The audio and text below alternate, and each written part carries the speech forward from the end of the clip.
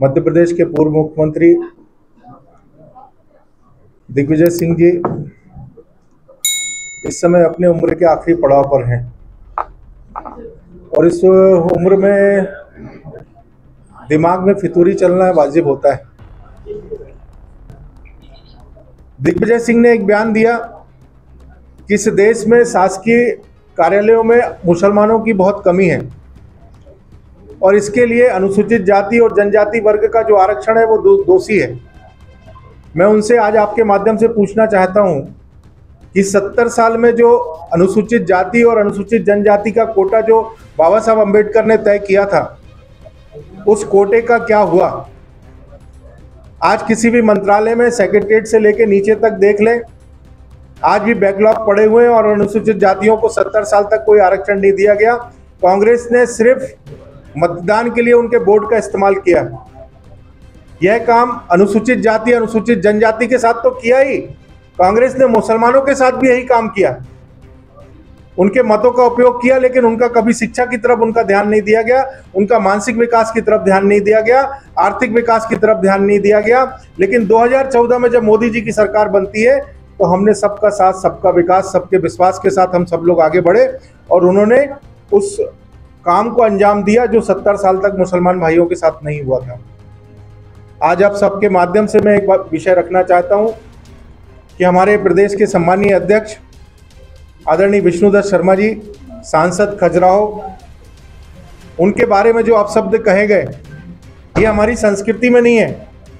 लेकिन कल मोर्चे में बहुत आक्रोश था, मोर्चे ने पूरे प्रदेश में पुतला दहन किया है। आज भी हमारा एक कार्यक्रम है, वो सूरज भाई प्रेस विज्ञप्ति अभी जारी करेंगे। मेरे कहने का तात्पर्य यह है कि संस्कृति कुछ सिखाती है।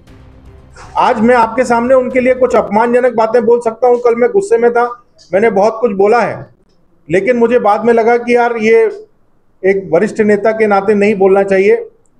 लेकिन मैं आज फिर आपको दोहरा रहा हूं कि उनको अपने गरिमामय पदों का ध्यान रखना चाहिए, जिन पदों पर वो रहे हैं, सम्मानजनक रहे हैं। हमारे प्रदेश अध्यक्ष जी ने भी बहुत कम शब्दों में अपनी बात को स्पष्टता से रखा है। हम भी एक राष्ट्रीय पार्टी हैं, हम भी चाहते तो मध्य प्रदेश में बहुत कुछ कर सकते थे, लेकिन एक सीमित संसाधनों के माध्यम से हमने उनका विरोध किया है। अगर दिग्विजय सिंह जी आज भी नहीं सुधरेंगे तो अनुसूचित जाति वर्ग की जितनी भी हमारी बस्तियां हैं मध्य प्रदेश के अंदर, करीब करीब 26,892 बस्तियों में हम उनका पुतला दहन, उनका विरोध और उनके द्वारा जो बातें कही गई हैं उनको समाज के साथ पहुंचाने का काम करेंगे। या तो वो हमारे प्रदेश अध्यक्ष जी से माफी मांगे और नहीं तो फिर मोर्चा अपना काम करेगा। धन्यवाद।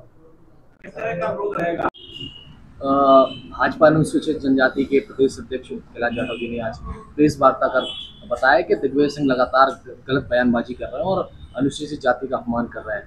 देखिए, कैलाश जाटव जी तब कहाँ चले जाते हैं जब इस प्रदेश में अनुसूचित जाति वर्ग के लोगों पर भारतीय जनता पार्टी के कार्यकर्ता और नेता गोली मारते हैं।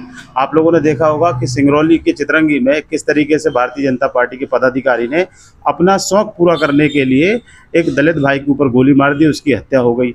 सिंगरौली में ही भारतीय जनता पार्टी के एक नेता ने आदिवासी भाई को ऊपर ट्रैक्टर चढ़ा दिया, उनकी हत्या हो गई।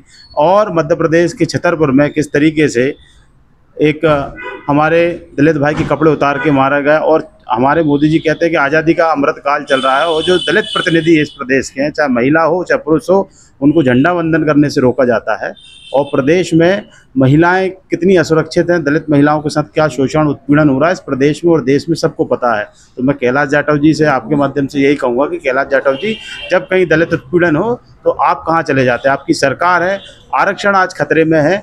आज पूरे देश में मोदी जी लेटरल एंट्री के माध्यम से जो रिजर्वेशन है अनुसूचित जाति जनजाति या पिछड़े वर्ग का, उसको ख़त्म करने जा रहे हैं। और संविधान को ख़त्म करने की जो सोच थी वो सबके सामने उजागर हो गई और इस देश के दलितों ने, इस देश के आदिवासियों ने मोदी को और भारतीय जनता पार्टी को रोकने का काम किया। जहाँ तक दिग्विजय सिंह जी की बात है, दिग्विजय सिंह जी भारत के उन सामाजिक नेताओं में से हैं जिन्होंने हमेशा सामाजिक न्याय किया है। सामाजिक न्याय के नेताओं की अग्रिम पंक्ति में दिग्विजय सिंह जी का नाम आता है।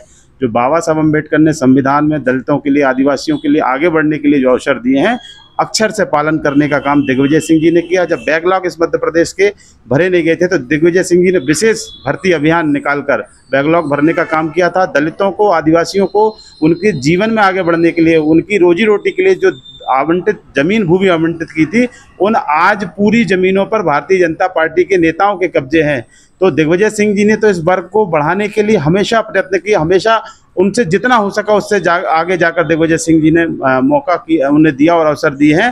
तो आपकी जो बयानबाजी है, मैं समझ सकता हूं किस तरीके से आपने जो बयानबाजी दी है, भारतीय जनता पार्टी के हमारे बीडी शर्मा जी को बचाने का आप झूठा जो प्रयास कर रहे हैं, और मध्य प्रदेश की जनता समझ रही, दलित आदिवासी समझ रही। वो कह रहे हैं कि 26,000 बस्तियों में जो दलित आदिवासी रहते हैं उनके द्वारा हम पुतला दहन करेंगे और हम सरकार में हैं, हम और भी कठोर कदम उठाएंगे। देखिए, अगर उन्होंने ऐसी बात कही है तो हम भी दिग्विजय सिंह जी के सम्मान में, और दिग्विजय सिंह जी ने कहीं कोई गलत बात नहीं कही है।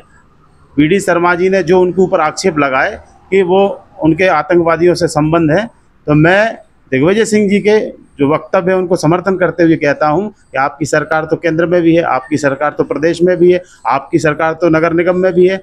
आप कोई एजेंसी, जांच एजेंसी बिठालकर दोष को सिद्ध कर दीजिए, लेकिन कहीं कुछ नहीं, सिर्फ पूरी राजनीति बीडी शर्मा जी की है, और दिग्विजय सिंह जी जो आरोप लगाते हैं वो कहीं कोई उसमें आधार नहीं।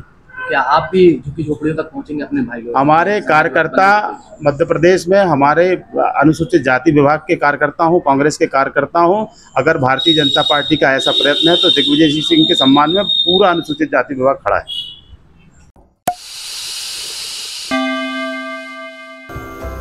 Thanks for watching. Don't forget to subscribe.